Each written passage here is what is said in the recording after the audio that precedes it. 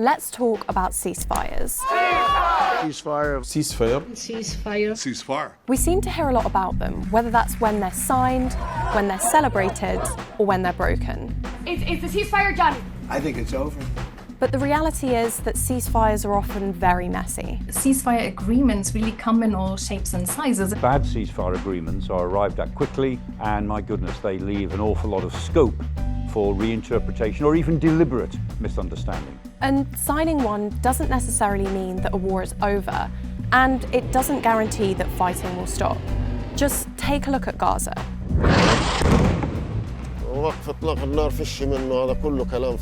We shouldn't kid ourselves that everyone has ceased firing. So what actually is a ceasefire? What's it like living in one? And why do they seem to break down so often? That's what we're going to talk about today. I spoke with legal experts, defense experts, our Middle East correspondent, and heard from people living in the Gaza ceasefire to understand all of this. There's a lot to get into, but stick with me. Right, let's start with the basics, the word ceasefire. If you split it into like this, you'd assume that the word has a pretty literal meaning, right? To cease firing or to stop shooting. That's true, but they're a lot more complicated.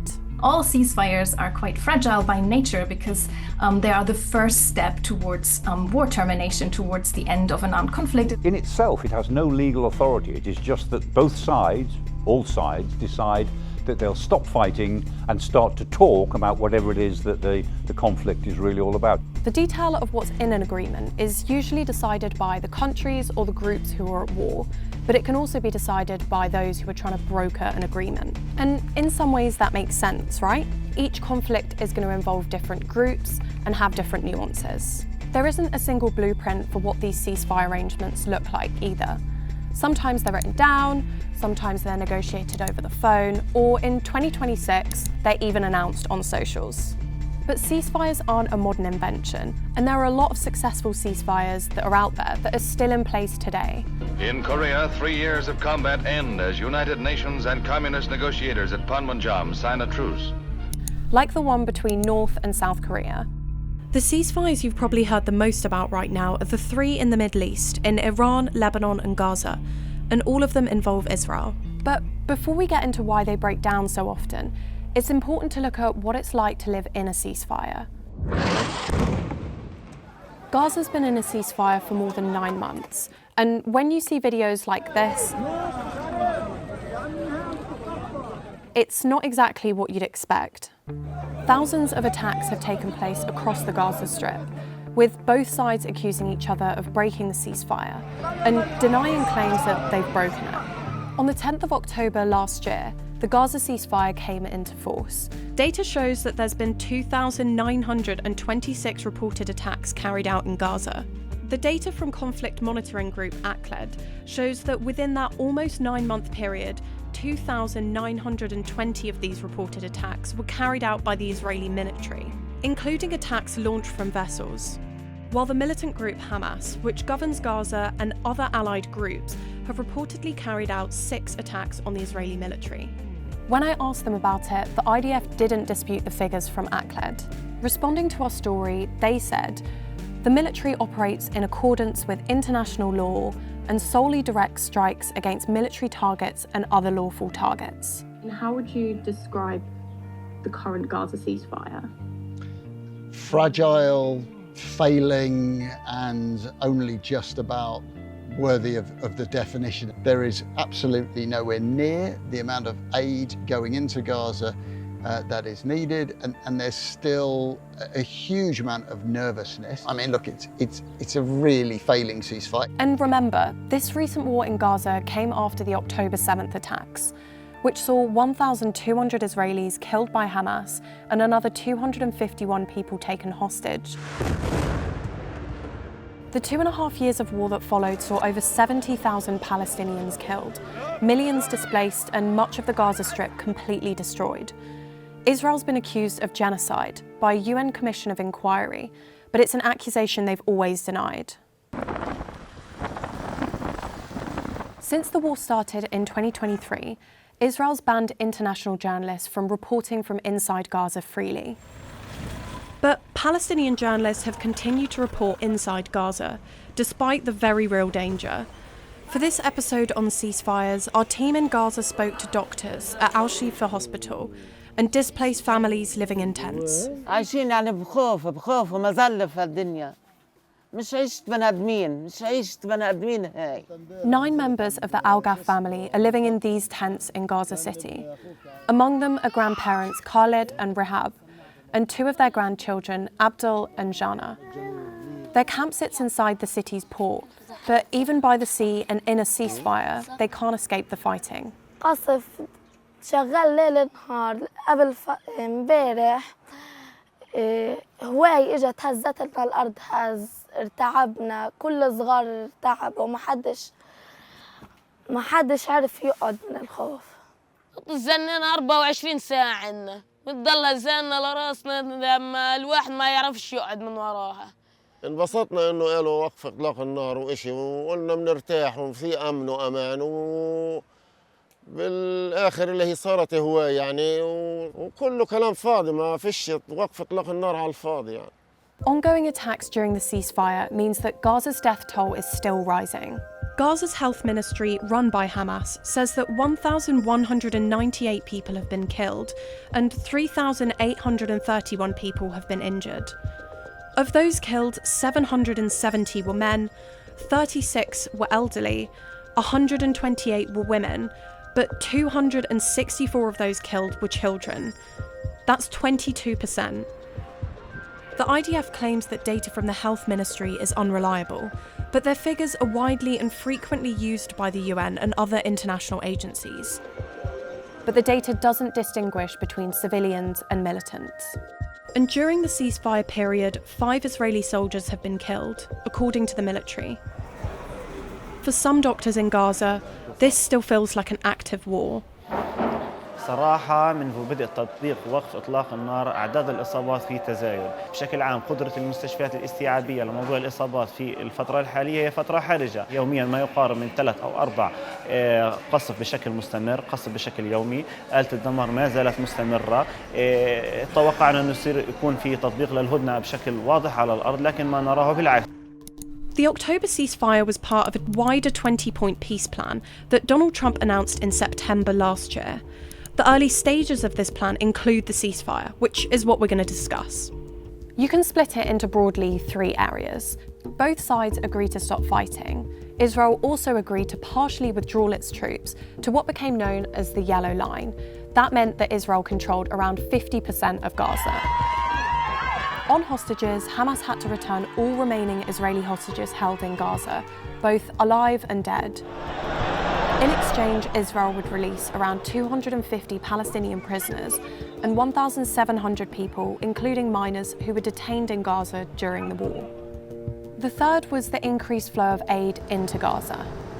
Reports at the time said the agreement aimed to allow around 600 trucks into Gaza every day. Let's zoom out for a second and look at some of the reasons why ceasefires seem to break down. To do that, you've got to look at some of their biggest flaws.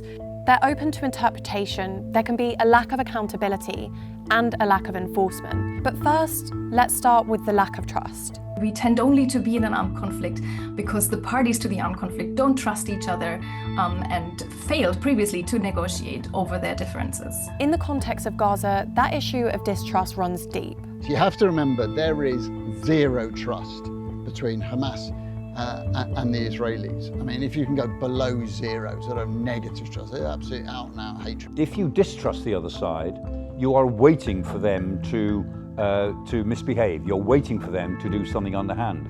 That's always the problem with mistrust. It tends to lead countries to over-interpret what is happening, what they're seeing. The next issue is that ceasefires can be open to a lot of interpretation. Even when a ceasefire is agreed in writing, what the terms actually mean can be interpreted very differently between both sides. For that, we're going to take a quick detour and focus on the ceasefire agreement between Iran and the US.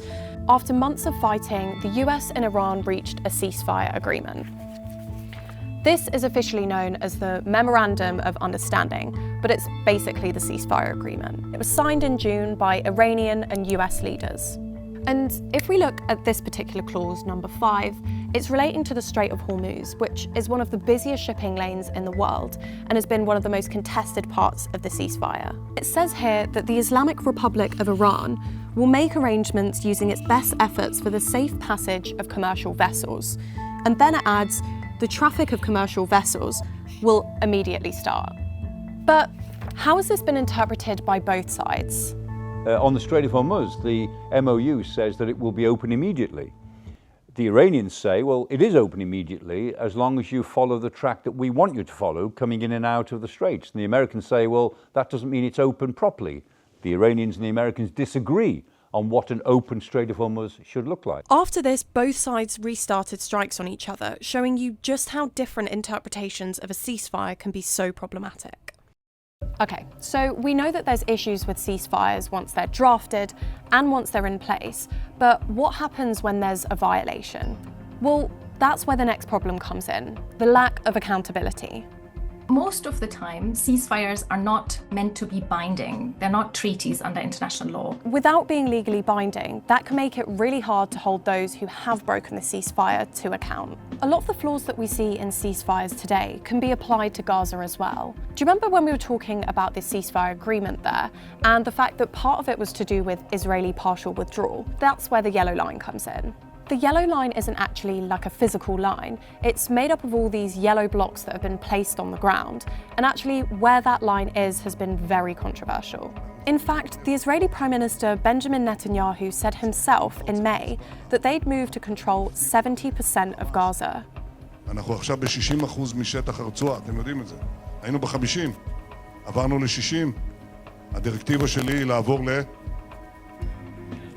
תלכו לפי הסדר. קודם כל 70. בואו נתחיל בזה. לופתים אותם מכל העבר, אנחנו נטפל בשאריות. But how are they justifying that?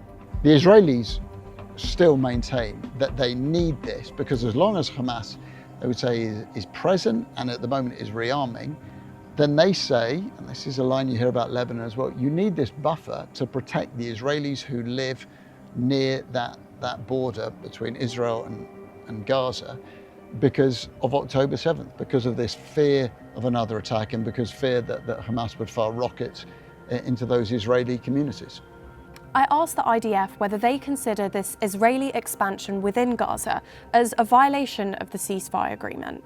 But they said the IDF is not violating the ceasefire agreement and are responding to repeat violations by Hamas. Hamas has also been accused of violating the ceasefire agreement by Israel. One of the biggest disputes was around the return of deceased hostages. The 20 living hostages who were still in Gaza were released once the ceasefire started.